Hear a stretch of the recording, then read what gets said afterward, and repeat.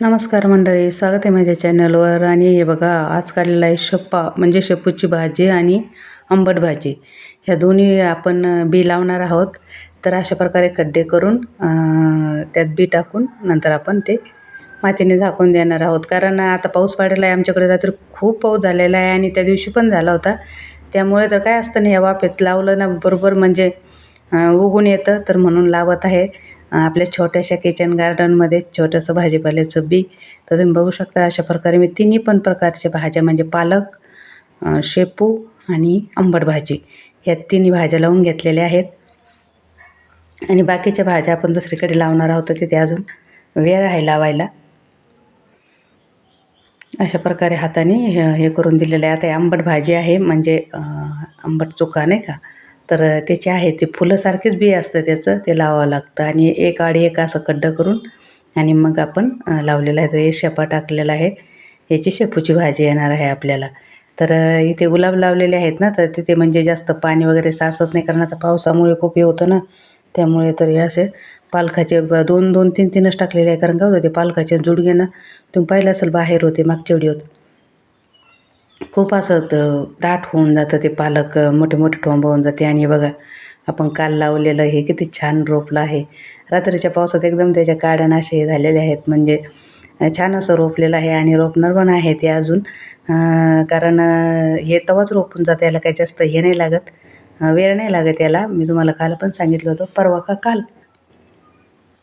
कालच ना. हां, तर बघा अशा प्रकारे मस्त असं लागलेलं आहे. आणि बघा मिरच्या, रात्रीच्या पावसाने मिरच्या आपल्या सगळ्या झोपलेल्या आहेत, कारण खूप वारं होतं, कुणाकुणाकडे पाऊस झालेला आहे. तर बघू शकता तुम्ही, सगळ्या तुटून पडून गेलेले आहेत. तर वाढलंच खूप होत्या त्यामुळे. तर खूप वादळ आणि खूप पाऊस नाही लय झाला, पण वारं खूप होतं, खूप झाडं वगैरे पडलेली आहेत, खूप पाऊस होता. तर हे बघा अशा प्रकारे आपल्या मिरच्या पूर्णच येऊन गेलेल्या आहेत.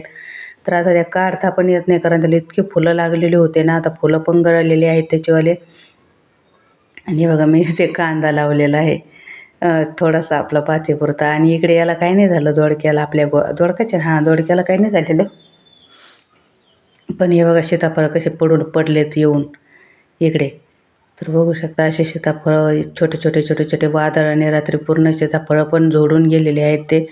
काही आहेत अजून तसे भरपूर झाडं आहेत आपल्याकडे, पण हे झालेले आहे. तर दोडक्याला काही नाही झालं, मला वाटलं दोडके चिरले की तोडले काय झाले, पण काही नाही झालेलं.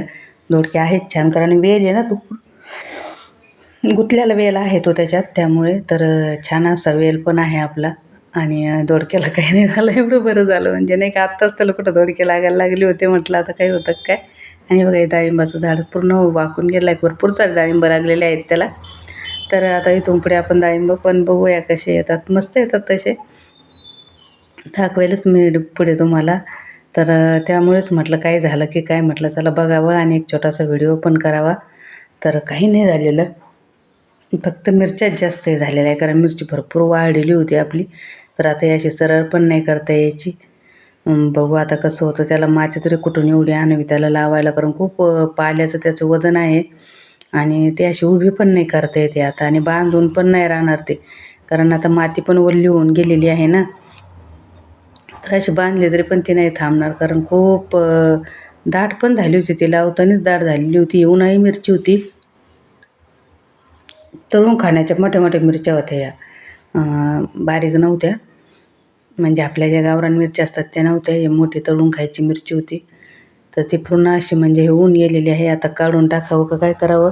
पण आता सध्या जरी मिरची लावली तर कोणची मिरची सुईना नाही येणार, कारण खूप सुरुवातीचे मोठे पाऊस असतात आणि वादळ वारा असतो, त्यामुळे तर आखाडतच खरं मिरची. म्हणजे ज्या टायमाला झड लागते, सारखा पाऊस असतो, त्या टायमाला मिरची लागवड केली पाहिजे, म्हणजे आषाढ श्रावण असं लावली पाहिजे. तर बघू शकता, बघू आता याला पुढे काय करायचं, कसं करायचं. या मिरच्याने डोकं बंद पडलेलं आहे.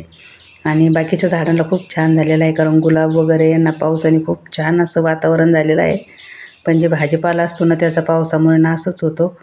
तर बघू शकता तुम्ही अशा प्रकारे सगळ्या मिरच्या आपल्या पडून गेलेल्या आहेत. आता बघू पुढं काय होतं, कसं होतं. आणि इथे काय लावते मी तुम्हाला नक्कीच व्हिडिओमध्ये दाखवेल. आणि नारळ बघा किती पडलेले आहेत. एका टायमाला 3-3 नारळ पडलेले आहेत. हे काल दुपारीच पडले होते कारण खूप वादळ होतं ना, तर खूप भीती वाटत होती ते घ्यायला. पण हे बघा हा घड आहे ना, हा पडायला झालेला आहे. तो पूर्ण नाही पडत आहे, पण एक नारळ पडतं किंवा 2-2, 3-3 पडतात. तर खूप भीती वाटते. त्याच्या खाली जायला. पण मी ते काठीने इकडे काढले होते, तर एक सकट 3 नारळ पडले होते. काल दुपारी वादळ चालू झालं ना, त्याच वेळेस हे पडले होते 3 नारळ. एवढं वारं पण नव्हतं, तरी पण पडले होते ते. आणि हे बघा इतके असे नारळ साचलेले आहेत, कारण एक घसच पडायला लागलेला आहे तो. त्यामुळे तर पूर्ण असे नारळ आता पडलेले आहेत आणि हे घस आता पूर्ण मोकळं होणार आहे. तर आता हे नारळ बघू आता घरी पाणी पिऊ, नाही तर करू काहीतरी. भरपूर आहे ना ते, आता 25 एका घडाला 50च्या पुढं असतात.